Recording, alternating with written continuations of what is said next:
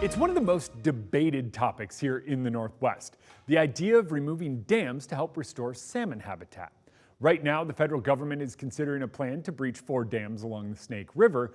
While we wait to see what happens there, the biggest dam removal project in history recently hit a milestone.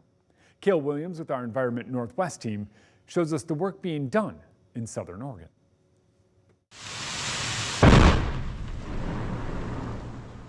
With a boom and a trickle, the removal of 4 dams on the Klamath River hit a milestone recently.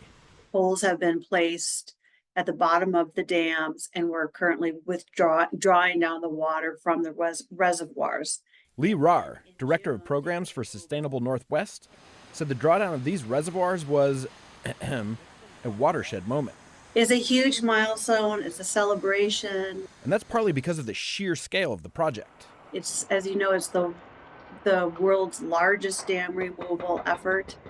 It's probably the largest salmon restoration project. Once the dams are gone, the free-flowing Klamath River, which straddles the Oregon-California border, will restore access to roughly 400 miles of prime salmon-spawning habitat. The Klamath River was once one of the most abundant, strongest salmon rivers in the lower 48. And that's huge for the tribes in the area, both the Karuk and the Yurok, who have been working to get rid of the dams for decades. This has really been a movement spearheaded and led by the tribes and natural resource nonprofits like Sustainable Northwest and other community partners. Restoration work has already begun in places where the water has started to recede, and that's only going to ramp up over the summer. They're already doing some plantings, and then when this summer they will be doing a lot more planting, tree planting, seed planting, shrub and grass planting.